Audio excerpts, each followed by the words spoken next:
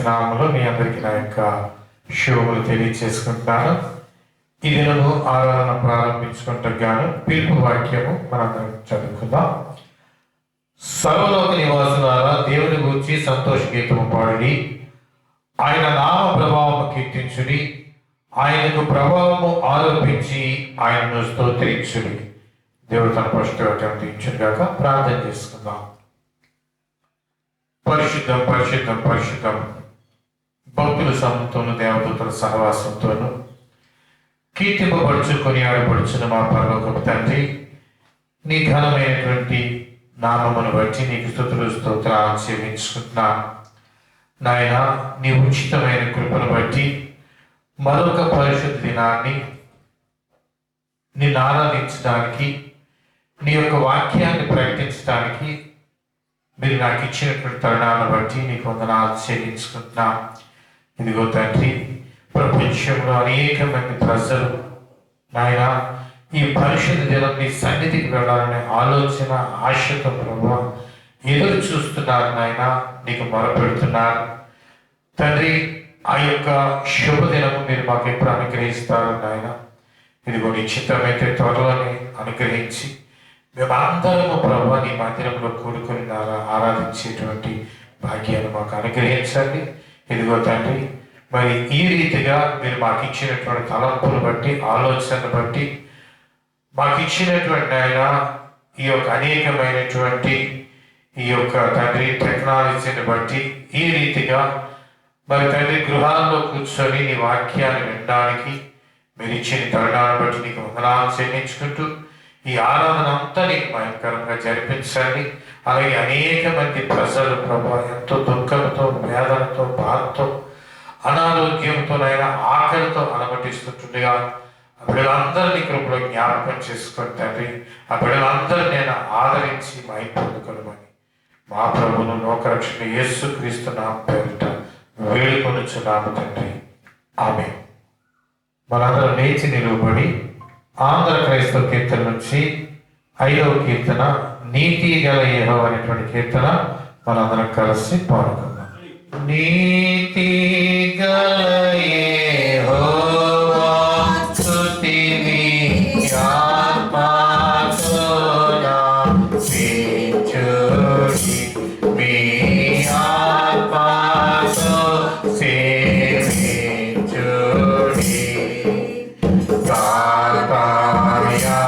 యౌవన క్రీస్తు నీతిని దాచుకొని సేవించుడి. నీతి గల యెహోవా స్తుతిని ఆత్మతో నార్పించుడి, మీ ఆత్మతో సేవించుడి. జగలా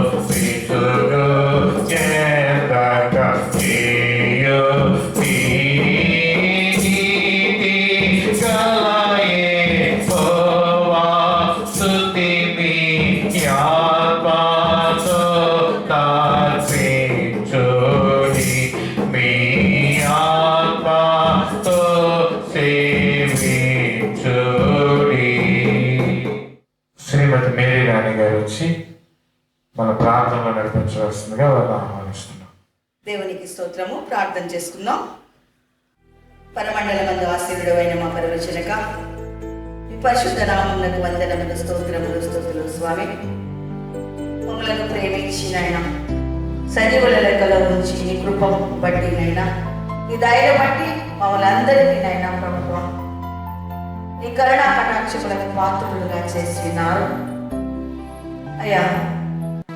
ఈ విపత్కర పరిస్థితులలో నైనా మందిరంలో ఉండి ప్రార్థించలేక ఎవరి గృహాలలో వారు ఉండి నైనా నేను ఆరాధించడానికి మీరు ఇచ్చిన కృపను బట్టి మీకు వందనాలు నాయన. ఈ యొక్క నైనా వర్తమానం విన్న వారందరినీ దీవించండి. వాక్య రీతిగా మేము ఉండడానికి మీ కృపను దయచేసి ఇప్పటికేనైనా మీ ఆ పొగరకు తావించినైనా అనేక భయంకరమైనటువంటి నైనా పరిస్థితులలో మేమున్నాము అయ్యా. లాక్డౌన్ బట్టి నైనా మందిరాలన్నీ మూతబడి ఉన్నవి. మా మందిరములే కాదు, సమస్త కార్యకలాపములన్నీ నైనా ఆగిపోయినవి తండ్రి. బిడ్డలు చదువుకోవడానికి వెళ్ళడానికి కూడా నైనా అవకాశం లేకుండా పోయినది. ఏది ఏమైనప్పటికీ నైనా ప్రేతలు నేను స్తుతించలేదు కదా అని దామంటూ అన్నట్లుగా తండ్రి మేము బ్రతికి ఉన్నాము తండ్రి నైనా. జీవించి ఉంటేనైనా మిగతా కార్యక్రమాలన్నీ నైనా మీరే సక్రమంగా జరిపిస్తారు. మీకే వందనాలు, దేవాస్తోత్రాలు, స్తుతులు. పరిశుద్ధుల మీ పాదములకు వందనములు. మమ్మల్ని కనికరించుమని వేడుచున్నా, నీ కృపకు పాత్రులుగా చేయమని వేడుకొనుచున్నా. నీకు వందనాలు నాయనా. ఇదిగో నాయనా మీ యొక్క కృపాబాహుల్యమును బట్టి, కనికర కటాక్షములను బట్టి మా జీవితాలన్నీ ఇప్పటి వరకు సౌర్యముగా సాగినవి.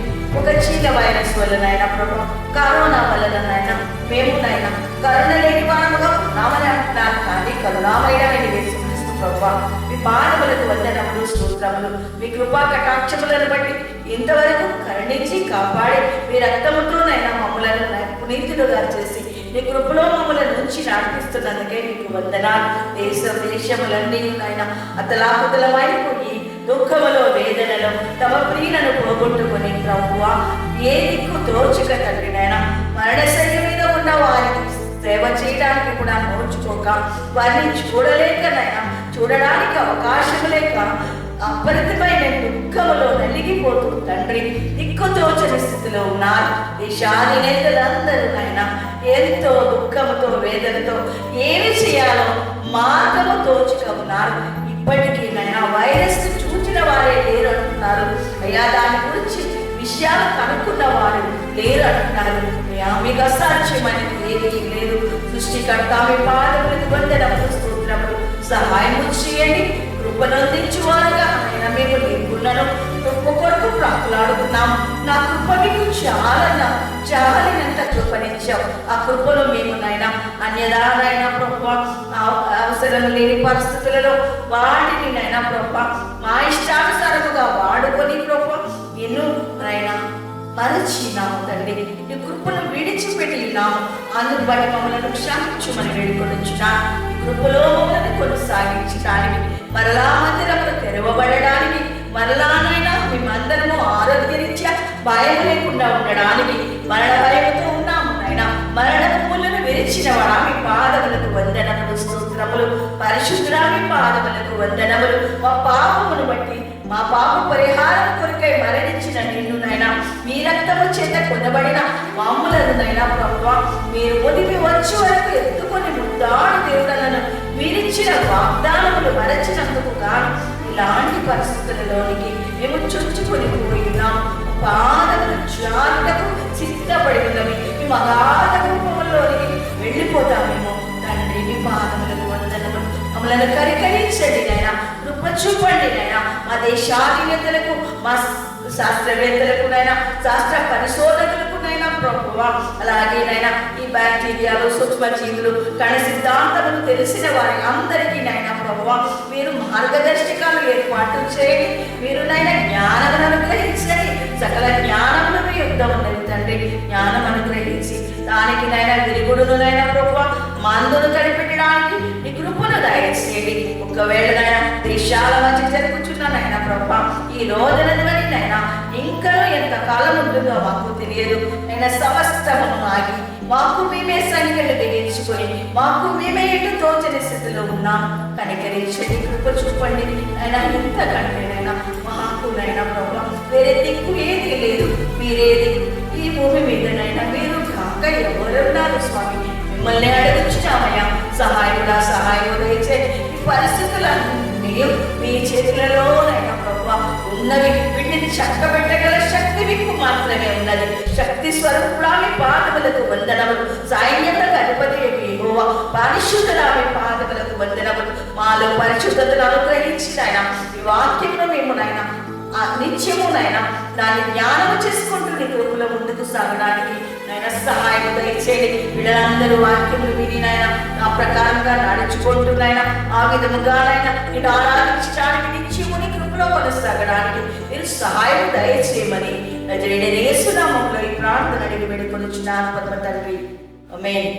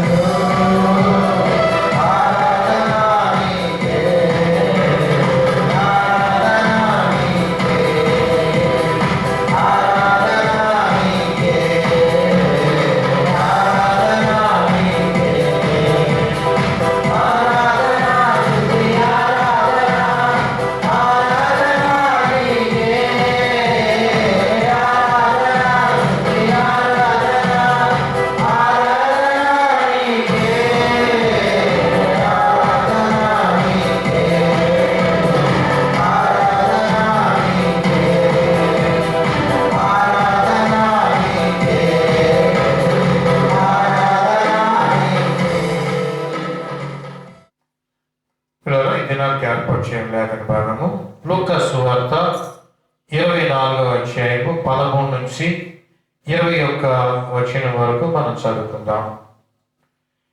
ఇదిగో ఆ దినమందే వారిలో ఇద్దరు యెరూషలేమునకు ఆమడ దూరమున్న యమ్మాయి అను గ్రామమునకు వెళ్ళుచు జరిగిన సంగతులన్నింటిని గురించి ఒకరితోనొకరు సంభాషించుండ్రి. వారు సంభాషించు ఆలోచించుకొనుచుండగా యేసు తానే దగ్గరికి వచ్చి వారితో కూడా నడిచాను. అయితే వారు ఆయనను గుర్తుపట్టలేకుండా వారి కన్నులు మూయబడెను. ఆయన మీరు నడుచుచు ఒకరితో ఒకరు చెప్పుకొనుచున్న ఈ మాటలేమని అడుగగా వారు దుఃఖముఖులై నిలిచిరి. వారిలో క్లైపా అనువాడు యెరూషలేములో బస చేయుచుండి ఈ దినములలో అక్కడ జరిగిన సంగతులు నీ ఒక్కడవే ఎరుగవా అని ఆయనను అడిగాను. ఆయన అవి ఎవని అని వారిని అడిగినప్పుడు వారు నజరేయుడైన యేసును గురించిన సంగతులే. ఆయన దేవుని ఎదుటను ప్రజలందరి ఎదుటను క్రియలోను వాక్యములోను శక్తిగల ప్రవక్త అయ్యాను. మన ప్రధాన యాజకులను అధికారులను ఆయన ఎలాగూ మరణశిక్షకు అప్పగించి సిలువ వేయించిరో నీకు తెలియదా? ఇశ్రాయేలు విమోచింపబోవాడు ఈయనే అని మేము నిరీక్షించుంటిమి. ఇదిగో ఇదిగాక ఈ సంగతులు జరిగి నేటికి 3 దినములు ఆయను. పిల్లరా, మరి ప్రభువైన యేసుక్రీస్తు వారు ఆయన చనిపోయి సమాధి చేయబడి తిరిగి ఈ 3వ దినాన్ని ఆయన పునరుద్ధాన్ని లేచిన తరువాత మరి ఎక్కడైతే యేసుక్రీస్తు ప్రభువారు మరి పుట్టారో, ఎక్కడైతే ఈ యొక్క పరిచర్య ఆయన చేశారో, మళ్ళీ తిరిగి పునరుద్ధానటువంటి ప్రభు అక్కడే మరి తన యొక్క పరిచర్యను ఆయన మళ్ళీ ప్రారంభించినట్లుగా మనం చూస్తున్నాం. అనగా దీన్ని మరి పోస్ట్ రిజరెక్షన్ మినిస్ట్రీ అనగా మరి పునరుద్ధానటువంటి ప్రభు తిరిగి తన పరిచర్యను ఆయన కొనసాగిస్తూ ఉన్నారు. మరి 11 సార్లు మరి ప్రాముఖ్యమైనటువంటి సంఘటనలు మరి పరిశుద్ధ గ్రంథంలో రాయబడ్డాయి. మరి ప్రభు యొక్క ప్రత్యక్షతలు 11 సార్లు. మరి ఆయన పునరుద్ధానైన తర్వాత 40 దినాల్లో ఆయన ప్రత్యక్షతలు మరి కనపడినట్లుగా వాక్యంలో మనం చూస్తున్నాం. పిల్లరా, మరి మనం ఆలోచిస్తే ఈ భూమి మీద పుట్టినటువంటి ఏ మనిషి కానివ్వండి, దేవుడు కానివ్వండి, దేవత కానివ్వండి, మరి వీరందరూ ఈ భూమి మీద పుట్టారు, తిరిగి అందరూ మరణించారు. పిల్లరా, మరి పుట్టారన్న సంగతి మనకు తెలుసు, మరి మరణించారన్న సంగతి కూడా మనకు తెలుసు. కానీ మరి తిరిగి వారు లేచారు అన్నది మాత్రము మరి మనం ఎక్కడా కూడా వినలేదు. కానీ యేసు క్రీస్తు ప్రభువారిలో ఉన్నటువంటి ప్రత్యేకత ఏంటి అంటే, ఈయన చనిపోయి సమాధి చేయబడి తిరిగి ఆయన 3వ దినాన పునరుద్ధాన్ని లేచి మళ్ళీ ఏ పరిచర్య అయితే ఆయన చేశారో అదే పరిచర్య మరి 40 దినాలు ఆయన కొనసాగిస్తూ మరి అనేక మందికి తన ప్రత్యక్షతను ఆయన అగపరిచినట్లుగా మనం చూస్తున్నాం. మరి గత వారము మరి మనం ధ్యానం చేసుకున్నాం. మరి మొట్టమొదటి ప్రత్యక్షత మరి యేసు క్రీస్తు ప్రభువారిని ప్రేమించినటువంటి మగ్దలేన మరియకు పునరుద్ధానమైనటువంటి ప్రభు తన పరిచర్యను ఆయన ప్రత్యక్షతను ఆయన అనుగ్రహించి మరి పరిచర్య బాధ్యతను ఆమెకు అప్పగించి మరి ప్రభు కొరకు మొట్టమొదటి సువార్తికురాలుగా మరి ప్రభు యొక్క పునరుద్ధానపు వార్తను మరి ప్రజలకు అందించినటువంటి ఒక సువార్తికురాలిగా మరి మగ్దలేన మరియ గురించి మనం ధ్యానం చేసుకున్నాం. పిల్లరా, మరి యేసు క్రీస్తు ప్రభువారు మరి పునరుద్ధానైన తర్వాత ఆయన యొక్క 2వ ప్రత్యక్షత ఆయన ఎవరికి ఇచ్చారంటే మరి 3 స్త్రీలకు ఇచ్చినట్లుగా మరి వాక్యంలో మరి మనం చూస్తున్నాం. పిల్లారా, అనగా ఇక్కడ మనం చూస్తే మరి యేసు క్రీస్తు ప్రభువారు మరి యాకోబు తల్లి అయినటువంటి మరియకు అలాగే సలోమికి, అలాగే యోహన్న, ఈ ముగ్గురు స్త్రీలకు యేసు క్రీస్తు ప్రభువారు మరి తన ప్రత్యక్షతను ఇచ్చినట్లుగా మరి మత్తయి సువార్త 23వ అధ్యాయం 9-10 వచనాలలో మనం చూస్తున్నాం. అనగా మరి మత్తయి ఒక్కడే ఈ యొక్క మరి ప్రత్యక్షత గురించి రాసినట్లుగా మరి మనం చూస్తున్నాం పిల్లారా. మరి మూడవదిగా మనం చూస్తే మరి పేతురు ఒక్కరికి మరి యేసు క్రీస్తు ప్రభువారు తన యొక్క పునరుద్ధాన ప్రత్యక్షతను ఇచ్చినట్లుగా పిల్లలు లూకా సువార్త 24వ అధ్యాయము 34వ వచనములో మరి మనం చూస్తున్నాం పిల్లారా. మరి నాలుగవదిగా మనం చూస్తే మరి ఈ యొక్క ఎమ్మాయి మార్గంలో మరి యేసు క్రీస్తు ప్రభువారు మరి ఇద్దరు శిష్యులకు ఆయన ప్రత్యక్షత ఇచ్చినట్లుగా ఇక్కడ మరి మనం చూస్తున్నాం పిల్లరా. మరి లూకా సువార్త మరి 24వ అధ్యాయము 19 నుంచి 24 వచనాల వరకు గనుక మనం చూస్తే, ఆయన అవి ఏవని వారిని అడిగినప్పుడు వారు నజరేయుడైన యేసును గూర్చిన సంగతులే. ఆయన అవి ఏవని వారిని అడిగినప్పుడు వారు నజరేయుడైన యేసును గూర్చిన సంగతులే, నజరేయుడైన యేసును గూర్చిన సంగతులే, ఆయన దేవుని ఎదుటను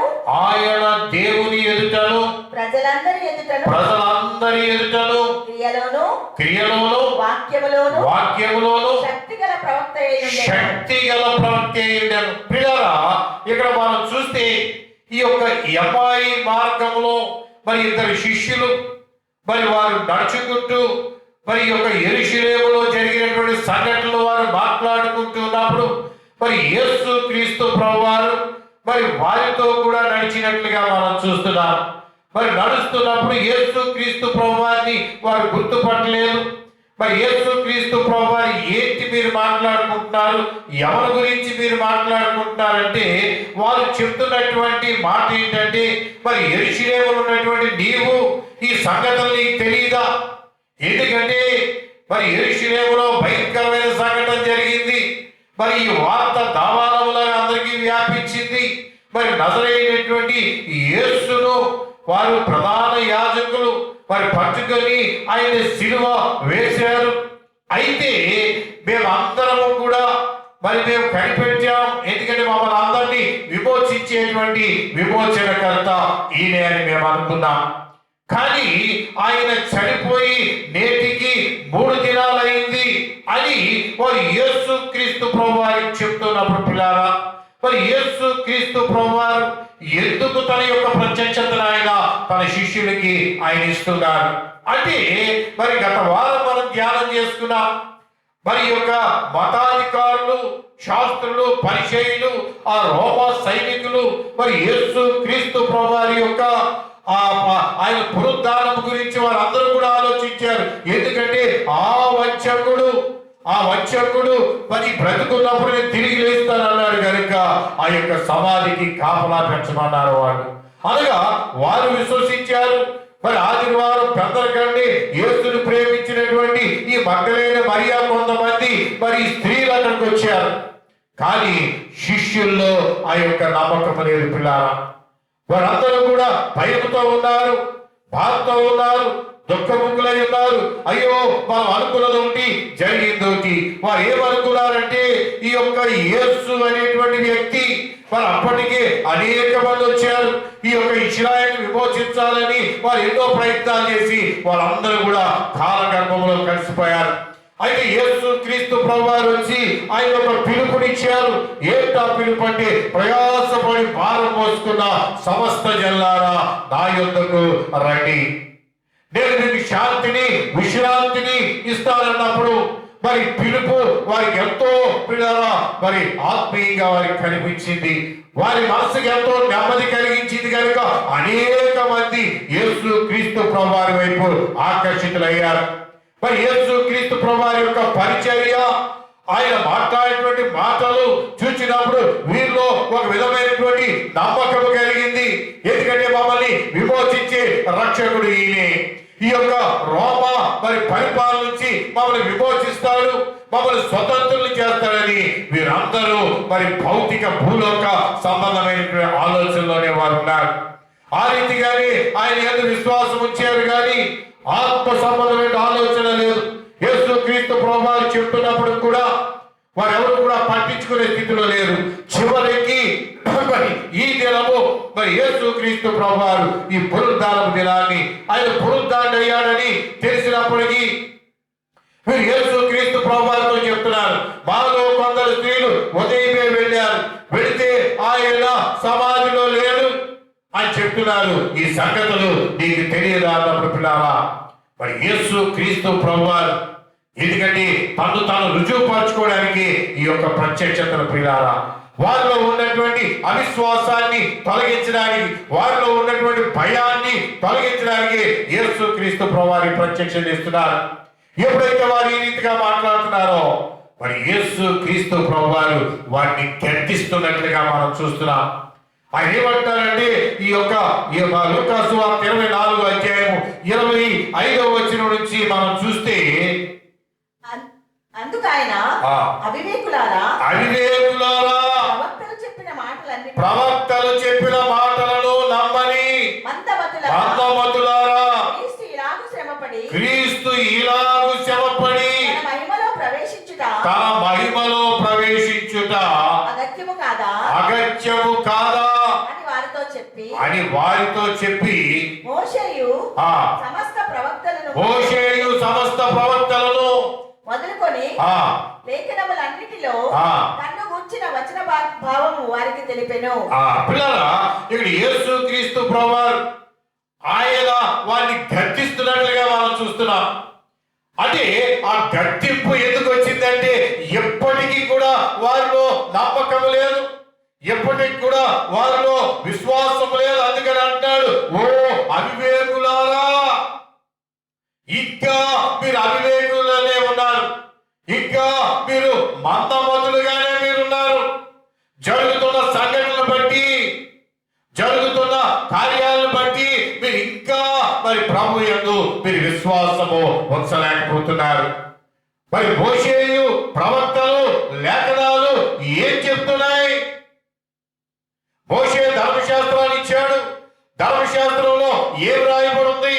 ఈ ప్రవక్తలు ఎప్పుడో 900-400 సంవత్సరాల పూర్వమే మరి ప్రవచించారు. మరి ప్రవచనాలు ఏమైపోయాయి? లేఖనాలు ఏమైపోయాయి?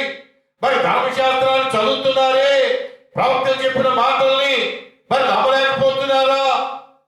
యేసు క్రీస్తు ప్రభువారి యొక్క బాధ పిల్లారా, ఆయన అంటారు, ఓ అవివేకులారా, ప్రవక్తలు చెప్పిన మాటలను నమ్మనటువంటి మందమతులారా అని యేసు క్రీస్తు ప్రభువారు మరి తను గూర్చినటువంటి మరి యొక్క ప్రవచనాలు, లేఖనాలు, ధర్మశాస్త్రంలో రాయబడి విషయాలన్నీ కూడా వారికి వివరిస్తున్నట్లుగా మరి మనం చూస్తున్నాం పిల్లారా.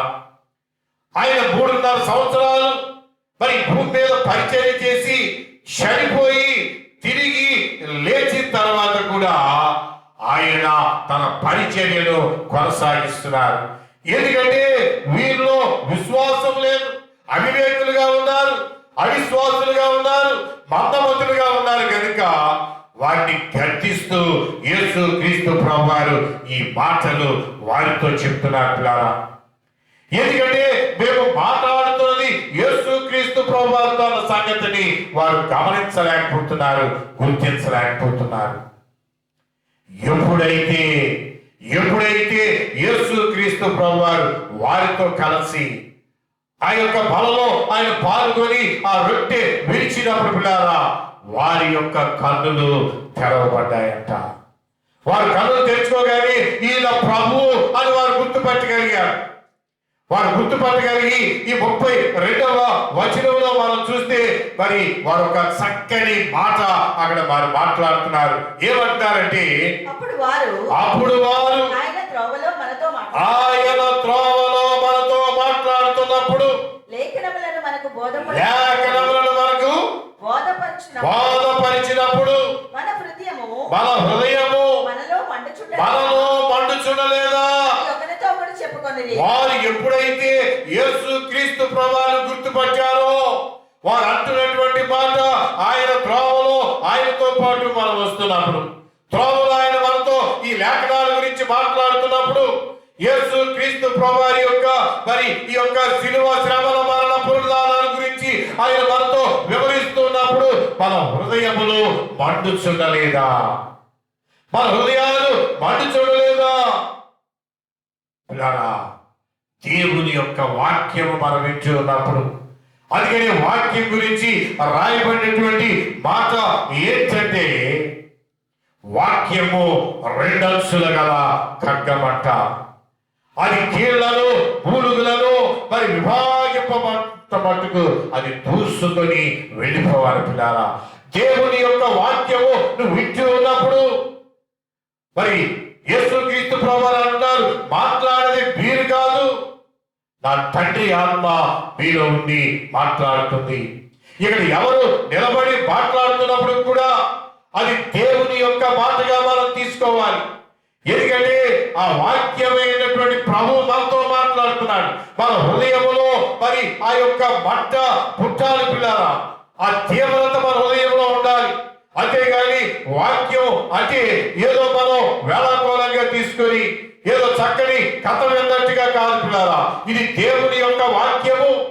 ఈ వాక్యము నిన్ను జీవింపజేసేది, ఈ వాక్యం నిన్ను బ్రతికించేది, ఈ వాక్యం నిన్ను స్వస్థపరిచేది, ఈ వాక్యం నిన్ను నడిపించేది కనుక ఆ వాక్యము వింటూ ఉన్నప్పుడు నీ ఆత్మలో తీవ్రతను కలిగి ఉండాలి. నీ హృదయము మండుచూ ఉండాలి. ఆ యొక్క వాక్యము నీలో పనిచేస్తూ ఉండాలి. పిల్లారా, వారు అంటున్నారు, ఎప్పుడైతే ప్రభువు ఆ వారికి వారు గుర్తుపట్టారో పిల్లారా, వారు అంటున్నటువంటి మాట ఆయన మనతో మాట్లాడుతున్నప్పుడు మన హృదయములు మండుచుండలేదా? ఈరోజు నీకు నాకు కూడా ఆ మండేటువంటి అనుభవం మనకు కావాలి. అప్పుడే నువ్వు ప్రభు కొరకు నువ్వు జ్వలించగలవు. అప్పుడే నువ్వు ప్రభు కొరకు నీ ఆత్మలో తీవ్రత కలిగి నువ్వు ఉండగలవు. పిల్లారా, ప్రభు కొరకు నువ్వు కార్యం చేయగలవు. అంతే తప్పించి ఆ ఆత్మ తీవ్రత లేనప్పుడు, ఆ వాక్యాన్ని మరి నువ్వు సీరియస్గా నువ్వు విన్నప్పుడు, సీరియస్గా నువ్వు పట్టించుకున్నప్పుడు, ఎంత కాలం నువ్వు వాక్యాన్ని విన్నా, ఎంత కాలం నువ్వు వాక్యం చదివినా కూడా దానివల్ల ఏ విధమైనటువంటి ప్రయోజనము లేదు. పిల్లలు, ఇక్కడ మనం ఆలోచిద్దాం. మరి యేసు క్రీస్తు ప్రభువారు తను తాను బయలుపరుచుకునేంత వరకు కూడా ఈ శిష్యులు యేసు ప్రభువారిని గుర్తుపట్టలేకపోయారు. ప్రభుతోనే ఉన్నారు, ప్రభుతోనే నడుస్తున్నారు, ప్రభుతోనే వాదన వేసుకున్నారు, కానీ వారు గుర్తు పట్టలేకపోయారంట. ఎందుకు? మరి వీరు యేసు క్రీస్తుని మా ప్రభువు, మా బోధకుడు, మా రక్షకుడని వారు గుర్తుపట్టలేకపోయారు. పిల్లారా, మరి యేసు క్రీస్తు ప్రభువారు ఇది వీరాలమే కాదు, పునరుద్ధరణ అయిన తర్వాత ఆ సమాధి దగ్గర ఈ మగ్దలేనే మరియా నిలబడి ఏడుస్తున్నప్పుడు, అమ్మా నువ్వు ఎవరిని వెతుకుతున్నావు అన్నప్పుడు యేసు ప్రభువారు అంటున్నారు, అయ్యా నా బోధకుడిని ఎవరో ఎత్తుకుపోయారు. ఎప్పుడైతే యేసు ప్రభువారు అంటున్నారు, మరియా అనగానే గుర్తుపట్టింది. పిల్లలు, అలాగే మనం చూస్తే ఈ శిష్యుల దగ్గరికి వెళ్ళినప్పుడు ఆ శిష్యులు అనుకున్నారు భూతం అనుకొని వారు భయపడ్డారంట. యేసు ప్రభువారు అంట, నేను భూతం అయితే మరి భూతానికి ఉన్నట్టుగా నా చేతులు కాళ్ళు లేవు కదా, మీరు రండి, నా యొక్క ఈ గాయపడ్డ చేతిలో మీరు మీ వేలు పెట్టి మీరు చూడండి, అప్పుడు మీరు విశ్వసించండి అని యేసు క్రీస్తు ప్రభువారు అక్కడ చెప్తున్నారు. ఎందుకు వారు గుర్తుపట్టలేకపోయారు? ఎందుకు గుర్తుపట్టలేకపోయారంటే మరి యేసు క్రీస్తు ప్రభువారు మరి ఆయన చనిపోయి సమాధి చేయబడి పునరుద్ధరణ ప్రభు. పిల్లారా, ఆయన యొక్క శరీరము ఎలాంటిదంట? మహిమ శరీరము. దీని గురించి అపోస్తలుడైనటువంటి పౌలు మరి కొరింథీ సంఘంతో ఆయన చెప్తున్నటువంటి మాట, కొరింథీయులకు రాసిన పత్రిక 15వ అధ్యాయము మనం చూస్తే అక్కడ అపోస్తలుడైన పౌలు అంటున్నాడు, ఏమంటున్నాడంటే మరి మృతుల పునరుత్థానమును అలాగే శరీరము క్షయమైనదిగా విత్తబడి అక్షయమైనదిగా లేపబడును, ఘనహీనమైనదిగా విత్తబడి మహిమ గలదిగా లేపబడును, బలహీనమైనదిగా విత్తబడి బలమైనదిగా లేపబడును. పిల్లరా, మీరు తర్వాత ఈ కొరింథీయులకు రాసిన పత్రిక మొదటి పత్రిక 15వ అధ్యాయము మరి 32 వచనాల నుంచి ఈ యొక్క 44 వచనాల వరకు కూడా చూస్తే మరి మృతులు ఎలాగూ లేస్తారు అని అంటాడు. గోధుమ గింజ భూమిలో పడి అది చావకుండిన ఎడల పిల్లారా అది తిరిగి మొలకెత్తదు. అనగా ఎందుకు యేసు ప్రభువాన్ని వారు గుర్తుపట్టలేకపోయారంటే ఈ యొక్క క్షయమైనటువంటి శరీరం పిల్లారా మరి పాతి పెట్టబడి అక్షయమైన శరీరముతో యేసు ప్రభువారు మరి పునరుత్థానమయ్యారు. అందుకే మరియా మరి యేసు ప్రభువారిని చూసి రబ్బు నేను దగ్గరికి వస్తుంటే ఆయన అంటారు, నన్ను ముట్టుకోవద్దు, నా దగ్గరికి రావద్దు, ఎందుకంటే ఇది అక్షయమైనటువంటి శరీరం పిల్లారా, నిత్యము ఉండేటువంటి శరీరము, ఆ యొక్క పరలోకములో ఉండేటువంటి శరీరం పిల్లారా. మనందరము కూడా ఏదో ఒక దినాన్ని ఈ క్షయమైనటువంటి శరీరంతో మనం పాతి పెట్టబడి అక్షయమైనటువంటి అంటే మహిమ దేహాలతో మరి ప్రభువుని మనం ఎదుర్కొంటామని మరి పౌలు మరి తన పత్రికలో మనకి తెలియజేస్తున్నాడు. ఆ రీతిగా మరి మనం లేస్తామని కనుక మరి ఇక్కడ మనం చూస్తే యేసు క్రీస్తు ప్రభువు యొక్క ప్రత్యక్షతలు ఎందుకు ఈ యొక్క పోస్ట్ రిజెక్షన్ మినిస్ట్రీ ఆయన ప్రారంభించాడంటే వారికి రుజువులు చూపించుకోవడానికి పిల్లలు. వారు అవివేకులుగా ఉన్నారు, అవిశ్వాసులుగా ఉన్నారు. మరి ప్రవక్తలు మరి మోషే ఇచ్చిన ధర్మశాస్త్రము లేఖనాలను మరి చదువుతూ ఉన్నారు, కానీ అవి వంట పట్టించుకునే వారిగా వారు లేరు. ఎందుకంటే వారు లోకానుసారంగానే ఉన్నారు. అంతవరకు లోకానుసారంగా ఆలోచించారు. వారు అంటున్నారు, ఇశ్రాయేలు విమోచించబోవాడు ఈయనే మేము ఎదురు చూచాం, కానీ ఈయన చనిపోయాడు. ఈ రోజుకి 3 దినాలు అయిపోయింది. యేసు ప్రభువారు ఈ లోకంలోకి వచ్చింది ఆయన ఈ లోక రాజ్యాన్ని స్థాపించడానికి కాదని అనేక సార్లు ఆయన ప్రకటించారు. మరి యొక్క 11 ప్రత్యక్షతలు యేసు ప్రభువారు ఈ 40 దినాల్లో ఆయన మరి తన్ను తాను అగపరుచుకున్నారు పిల్లారా. మరి ప్రాముఖ్యమైనటువంటివి ఇంకా ఆయన ఆరోహణమై వెళ్ళిపోయిన తర్వాత మరి సౌలుగా ఉన్నటువంటి పౌలుకు అపోస్తలుల కార్యం 9వ అధ్యాయంలో ఆయన కనపరుచుకున్నారు. అదే అపోస్తలుల కార్యం గ్రంథంలో మనం చూస్తే మరి స్టెఫను మరి ఆ ప్రభు యొక్క దర్శనాన్ని పొందుకున్నాడు.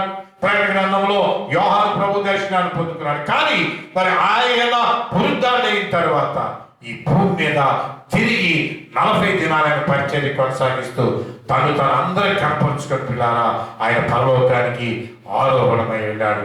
కనుక ప్రభు ఏ రీతిగా అయితే చనిపోయి ఆయన తిరిగి పునరుద్ధరణై ఈ క్షయమైనటువంటి శరీరాన్ని విడిచిపెట్టి అక్షయమైనటువంటి శరీరాన్ని ఆయన ధరించుకున్నాడు, ఆ మహిమ శరీరాన్ని పొందుకున్నాడు.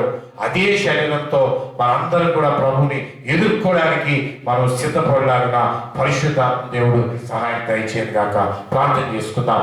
పరిశుద్ధ గొప్ప దేవుడా, ఇదిగో నాయన ఈ లోకములో నాయన నువ్వు ఎక్కడైతే జన్మించావో, ఎక్కడైతే నీ పరిచయం చేశావో, తిరిగి నాయన మరి పునరుద్ధరణ అయిన తర్వాత మరి అదే ప్రాంతంలోనైనా 40 దినాలు ప్రభా నిన్ను నీవు అగపరుచుకుంటున్నాయన మరి వాళ్ళందరికీ రుజువులు చూపిస్తున్నాయన.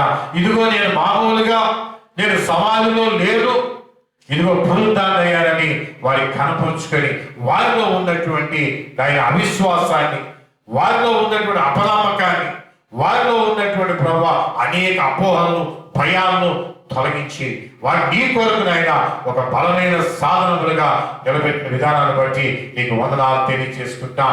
ఇదిగో నేటికి మేము కూడా అదే పరిస్థితిలో ఉంటున్నాం ప్రభా. ఎన్నో నాయన ప్రసంగాలు మేము వింటూ ఉన్నాం, నీ లేఖనాలు ధ్యానిస్తున్నాం నాయన, నీ సన్నిధికి వస్తున్నాము, కానీ ప్రభా నీ యొక్క ఆ మర్మాలను మేము గ్రహించలేకపోతున్నాం. లోక సంబంధులుగానే మేము ఉంటున్నాం నాయన, లోకం పక్కే మేము ఉంటున్నామేమో, అవివేకులుగా, మతబద్ధులుగా, అవిశ్వాసులుగా మేము ఉంటున్నామేమో ప్రభు. ఇదిగో నాయన ఆ రోజు ఎంబాయి మార్గములోనైనా వారిని గద్దించారు నాయన. వారి యొక్క అవిశ్వాసాన్ని చూచి మీరు ఎంతగానో నాయన మనసులో బాధపడ్డారు ప్రభు. ఎప్పటికైనా వీరిలో మార్పు రాలేదు, వీరిలో నమ్మకం కలగలేదని వారిని గద్దించి మిమ్మల్ని మీరు వారిని ప్రత్యక్షపరుచుకున్నారు. ఇదిగో తండ్రి, మాలో అలాంటి అవివేకం నాయన, అలాంటి మతమతితనం, అవిశ్వాసం మాలో ఉంటే తీసివేసి నాయన నీ కొరకు నాయన మేము జీవించడానికి సహాయం దయచేయమని ఈ వర్తమానమైన ప్రతి బిడ్డను, కుటుంబాన్ని, సంఘాన్ని దీవించి ఆశీర్వదించమని మా ప్రభువును లోకరక్షణ యేసు క్రీస్తు నామం పేరట వేడుకొనుచున్నాము తండ్రి, ఆమేన్. పిల్లరా, మనం లేచి నిలవబడి ఆశీర్వాదమైన కీర్తన ఆశీర్వాదంతో ఈ యొక్క ఆరాధన మనం ముగించుకుందాం.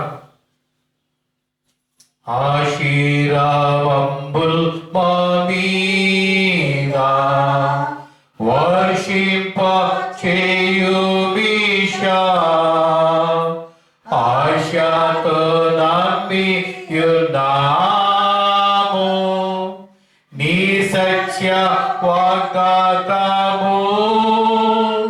ఈ మాయి మీద కృపరించుము దేవా, క్రమార ప్రేమ వర్షంబు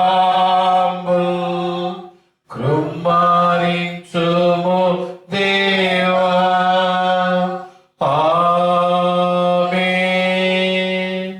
మన తండ్రి దేవుని ప్రేమ, ప్రభువైన యేసు క్రీస్తు వారి యొక్క కృప, పరిశుద్ధాత్మ దేవుని యొక్క ఆదరణ, అన్యోన్య సహవాసము ఇక్కడ చేరిన బిడ్డలకు, ఈ వర్తమానము తిరిగిస్తున్నటువంటి ప్రతి కుటుంబానికి ఇప్పుడు ఎల్లప్పుడు సదాకాలము తోడి నడిపించును గాక, ఆమేన్.